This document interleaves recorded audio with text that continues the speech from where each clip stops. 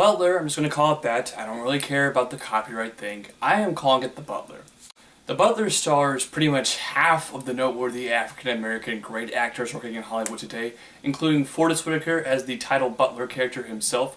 We also have Terrence Howard, Lenny Kravitz, Cuba Gooding Jr., and even Oprah Winfrey is in this movie. The Butler follows the story of Cecil Gaines, played by Forrest Whitaker, who is a butler who eventually works himself up to being the butler at the big house itself, the White House. Cecil serves many different presidents from Dwight Eisenhower all the way to Ronald Reagan.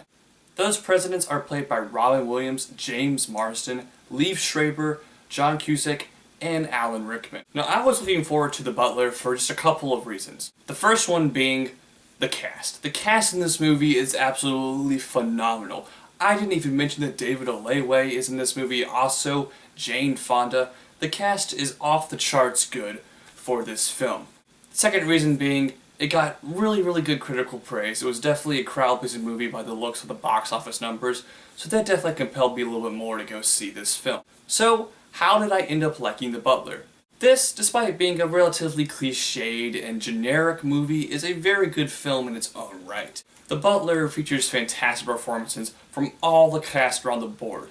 Forrest Whitaker, who has already won an Academy Award, I wouldn't be surprised if he won again. He's definitely going to get nominated for this movie. He was fantastic in this film. All the other supporting roles are great. Surprisingly, Oprah Winfrey was great also. David Oyelowo, who plays Forrest Whitaker's son in this movie, he gave a fantastic performance. I doubt he'll get Oscar nominated, but I think he should.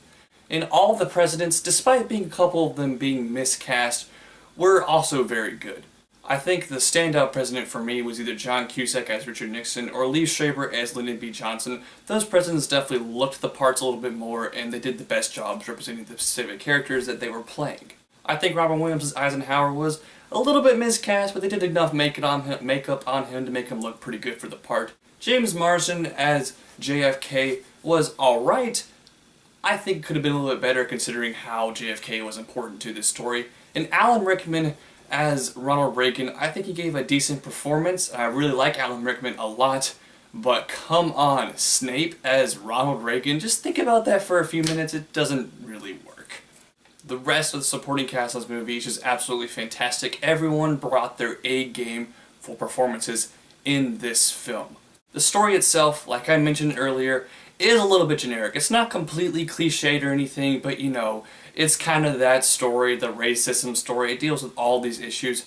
It's not anything particularly special when it comes to the story itself. But the storytelling in this movie is very well done, and I had to give credit to Lee Daniels, the director of this film, for that. Now, the movie does have some interesting things that I just didn't really like. The main thing I didn't like was their portrayal of Ronald Reagan. Not because of Alan Rickman, it's because of the way they portrayed him in general. When you first meet Ronald Reagan in this movie, you get this sense that he's a great guy, you know, kind of the general perception of Reagan, that he was a great guy. You definitely feel that in this movie. And then, randomly, they throw in a curveball that makes him look like he just is a racist and weird, and, you know, I don't know if any of that's historically accurate. I'm not basing this off of historical accuracy.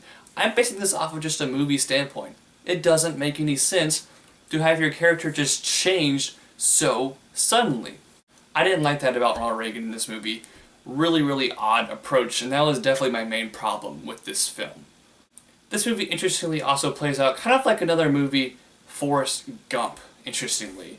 Forrest Gump definitely played out a lot like that movie, actually, considering it follows one character who kind of, you know, does a lot of things over a span of a long time. He's involved with this, that, it follows his life for a very long time. Reminded me of Forrest Gump in that aspect. Overall, The Butler does have a couple of small problems, but it is filled with such fantastic performances that I have to give this movie my recommendation. I would give The Butler a very solid 8 out of 10. I hope you guys enjoyed my movie review. Please go check out all my other reviews and tell me if you think this style is a little bit better. I got a new camera and I think it's going to work out pretty good. So please rate, comment, subscribe. I will see you guys next time. Bye.